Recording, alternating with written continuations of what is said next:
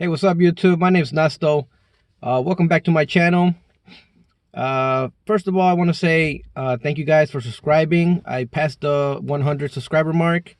I'm at like 115 or something, and I really appreciate that. I'm really grateful for that. Thank you guys so much. And if you haven't seen my channel, I talk mostly about TASKRABBIT and other sharing economy things, because that's all I do for a living right now. So subscribe if you want to see videos about stuff like that. So like today, it's been going good for me on TaskRabbit. I've been getting work, and this week I got like it's Saturday today. I have 3 jobs today. Yesterday I had 3 jobs. Thursday I had 2 jobs. Wednesday I had 3 jobs. It was like 2 jobs, 3 jobs, 3 jobs, 2 jobs. It was going like that. But one thing I noticed is that every day, one of the jobs was a returning customer, a returning client, and that's kind of what's helping me, because if I look on the Facebook groups and stuff like that, a lot of people are complaining that it's really slow right now. Some people are like, I haven't gotten any job in November. I've gotten 2 jobs in November. So I was like, if you just started, I could see how you wouldn't have any return clients. But if you've been doing it for a while, you should have some loyal customers that that keep calling you back for stuff like that. So I wanted to give you guys some tips. I got a 100% rating. I think I have like over 200 positive reviews, whatever, 200 reviews, 100% rating. So I thought I'd give you some tips. You guys could you guys could take them if you want. Take what you could use, throw away the rest. So I'm gonna give you 5 tips. So I wrote them down because I wrote down a bunch, but some of them didn't make any sense. Like, they made sense in my head, and then when I wrote them down, they didn't make any sense. Like, number 1 is before you even get hired, in your pitch, in your description, you should kind of explain your scope of work, so that people are not disappointed when you reject them and they don't leave you a bad review because they thought you could help them, and when they contact you, they hire you, and then it turns out you can't. So not only should you put what you can do, but you should try to put what you don't do, what you absolutely won't do in your pitch. That way people don't even bother you, because sometimes they could hire you, and then if you forfeit, they could still rate you. I've heard that they could you could get that removed, but I think TaskRabbit did that because a lot of people would just forfeit, and then once they forfeit, they wouldn't have any kind of consequence for forfeiting. So and the customer would be dissatisfied, and they wouldn't get any kind of a consequence for that. So they started letting people leave reviews, because you could put like, oh, I hired this guy, but he forfeited on me without explanation, or anything like that. And so the first one is to tell you guys in your description, explain what you do and explain what you don't do. Like for me, for instance, like in my electrical description, I write I do minor electrical, things like this, and I don't do any kind of work that requires a permit, pulling a permit. In my handyman, I write no plumbing, just something like that. In my handyman, I also write I specialize in minor home repair. That way, if they call me and they're asking for a big project, I could tell them no, and I could, if they did leave me a bad review, I could contact TaskRabbit and let them know, like, look, my description said that I only did minor home repair, something like that. So just off the bat, let people know what you can and can't do. Number 2 is make a habit of taking off your shoes when you walk into somebody's house, unless they say otherwise. That's just a good habit. A lot of people are like, oh, thank you for taking your shoes off. Just make it a habit. Take your shoes off when you come in. If they say like, oh no, don't worry, you keep them on, then keep them on. If you have to do some kind of like ladder work or something, and you need, just for safety reasons, let them know. Be like, hey, I gotta go get my shoes because I gotta get on top of this ladder. It's just a safety thing. You can do those shoe covers. I don't like them. I don't know why. Then they're all slippery. You can't get up on the ladder anyway with them. So I just take my shoes off. Make sure you don't have like some super holy socks or something like that. But people usually appreciate it. And it leaves a good impact. It shows that you respected their home from the moment you got there. Number 3 is treat people's pets like their kids.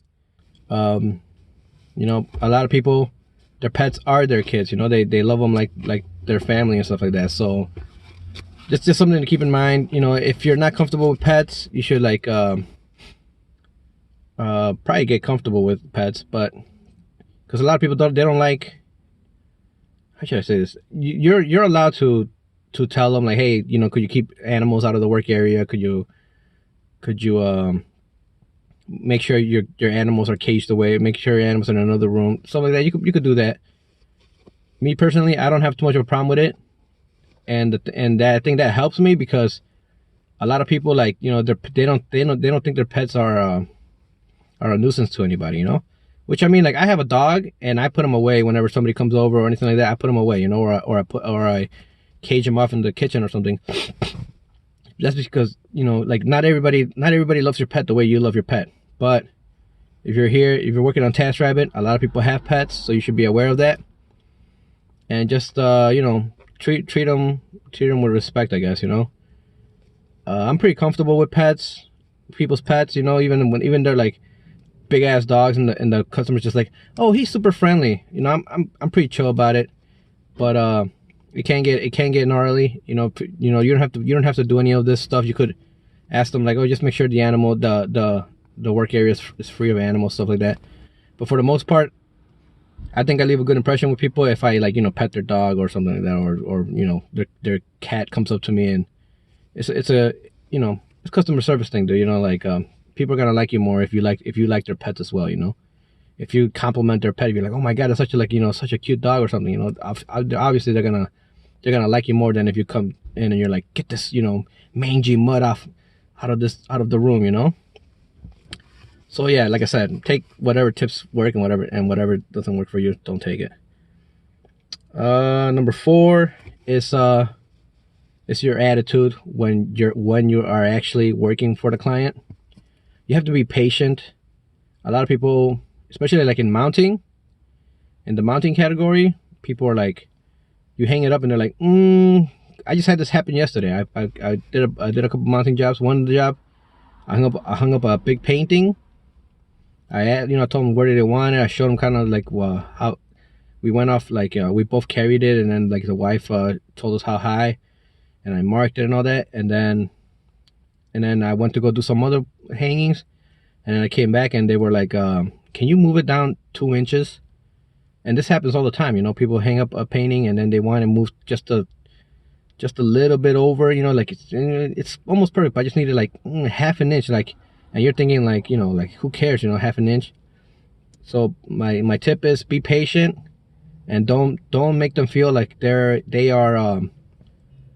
make them feel like they're bothering you, you know.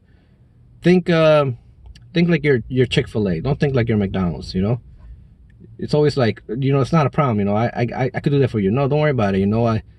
We got to get this right for you, you know. So something like that, you know. You know, when they ask you like, oh, can you move it over, like, so don't be like, oh my god, always with this. No, don't do nothing like that, you know. Just, you got to be like super positive, and yeah, no, not a problem. I will, you know, I love to do that. Don't worry about it. Like, I really want to make sure this gets you know, you got to live with this. I want to make sure that, you know, every time you look at it, it's gonna make you happy, you know. Stuff like that, man. Basically what it comes down to is being patient, man, because sometimes you're done, you just want to go home, and that's exactly when they ask you to like change something, and you got to just take a breath and you know, regain your composure, and just you know, focus on making it as good of an experience for them as possible. So that's just one thing that I taught myself, because sometimes I'm in a rush, like I want to get out of here. I want to go either to my next job or I want to go home, and you start you know, your fuse is a little short.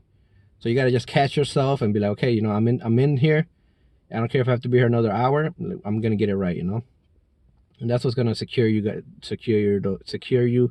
those positive reviews. So yeah, that was a little weird, but you know, it might just help you when you're like in the thick of it and you're kind of like, you know, at your wit's end. You got to just take a breath and be like, okay, man, they're paying me, and you know, my plan that I had, that I was gonna go be home in a half hour, that's ruined. you know, that's fine. You know, I'll be home in an hour, and just take it like that. And then my fifth tip is to make sure that you ask for a review. You know, after you do this or you do whatever, and they're sad, and you think they're satisfied, they look happy, they've already told you like, oh my god, thank you so much, you know, you did a great job, whatever. Make sure you ask for a review after every task. You know, basically what I say is I'm just like, oh, thank you so much. If you do get a chance to log back in and leave me a positive review, I would really appreciate that. You know, because you're kind of acknowledging too that it's gonna take them an extra step of logging back in. You know, because they don't have to do anything else, but you just encourage them, like, if you do get a chance to log back in and you do leave me a positive review, I would really appreciate that. You know, it helps a lot on this platform. And they're usually like, yeah, for sure, no problem, you know. And that's it. That's if you think you did a great job and you think they're all satisfied. If you think like, man, I'm not sure how they felt about that, then don't even bring it up, and don't bring up the fact that they could leave you a review, you know. But yeah, that's basically it, guys. Make sure you I used to do it every single one, but now I'm like, I don't know why I kind of stopped asking for a review after every single one. But I got to get back on there, you know, and get my reviews up. But also, if there's a lot of reasons why you could get a negative review removed, you know, so make sure you look into that. You know, if I think they have a 30 days. If after 30 days they could leave you a negative review, you could probably argue with TASKRABBIT and have that removed. If they kind of I don't know, like, they're allowed to have their opinions, you know, but there are certain things, like if they're not actually criticizing your work or something like that, then you could also get it removed. You know, if you didn't actually do any work for them and you forfeited and they left you a bad review, you could get that removed and get your percentage up, you know, because